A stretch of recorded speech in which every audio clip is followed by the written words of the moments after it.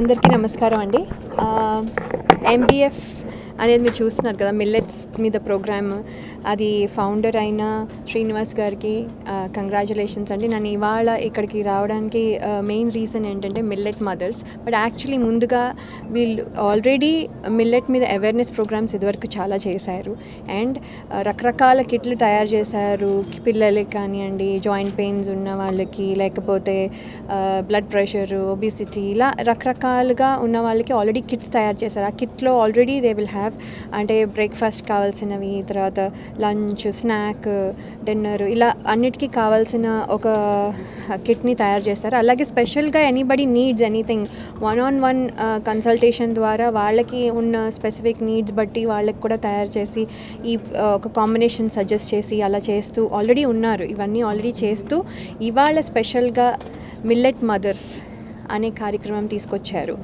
అంటే మీరు చూస్తే గృహిణులకు యాక్చువల్లీ అంటే ఆల్రెడీ వర్కింగ్ చేస్తున్నా లేకపోతే ఆల్రెడీ వేరే చేసుకుంటున్నా కూడా వర్క్ ఫ్రమ్ హోమ్ అన్నట్టుగా ఒక సెకండ్ జాబ్ అనుకోండి, లేకపోతే ఆల్రెడీ ఏమైనా ఖాళీగా ఉన్నా కూడా ఎలాగో వంట మనకి మామూలుగా తప్పదు.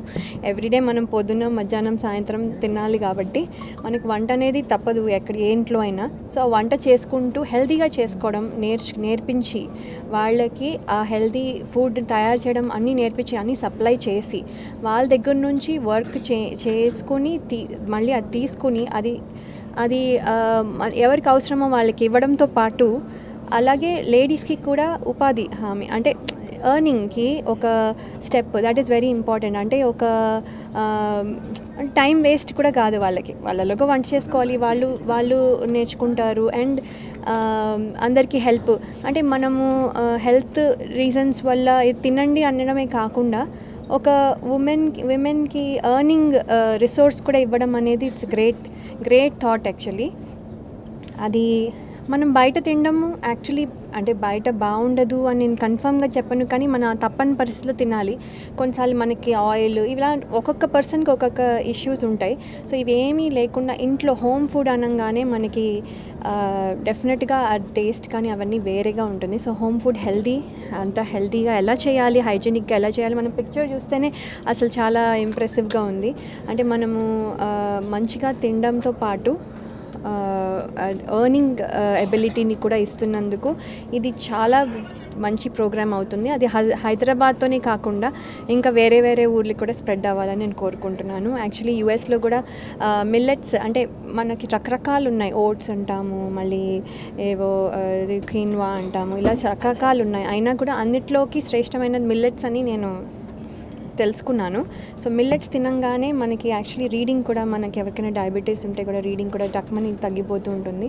సో అట్లాగే మనం హెల్తీగా ఉన్నా కూడా మనం హెల్త్ కాపాడుకోవడానికి అట్లీస్ట్ హెల్త్ పాడైపోయిన వాళ్ళు ఒకళ్ళే తినాలని కాదు, మనం హెల్తీగా ఉన్న వాళ్ళు కూడా పాటిస్తే మనం లాంగ్ లాస్టింగ్, మన హెల్త్ లాంగ్గా ఉంటుంది. సో 1 మీల్ అని చెప్తున్నారు, వీలవుతే ఎక్కువ మీల్స్ తినగలిగితే బాగుంటుంది. అండ్ కానీ రుచిగా ఎలా చేయాలో అన్నీ నేర్పుతాను అంటున్నారు కాబట్టి మనకు కూడా యూనో హెల్త్ కాన్షియస్గా అవ్వాలి అని అందరూ కోరుకుంటూ ముందుకు తీసుకెళ్ళాలని కోరుకుంటున్నాను. నా బ్రేక్ఫాస్ట్ నేను చేయనండి. బ్రేక్ఫాస్ట్ నేను ఓన్లీ 2 times a day ఖాళీ. లంచ్ అండ్ డిన్నర్ చేస్తాను. అంటే నేను చేసేది కరెక్ట్ అని నేను అనట్లేదు, అంటే నాకు చిన్నప్పటి నుంచి అది అలవాటు అయిపోయింది. సో నేను ఇప్పుడు ఒకవేళ బ్రేక్ఫాస్ట్ చేస్తే దెన్ లేట్ లంచ్ ఉంటుంది. సో అది 2 times అంతే, రోజుకి 2 times ఎప్పుడు తిన్నా సరే.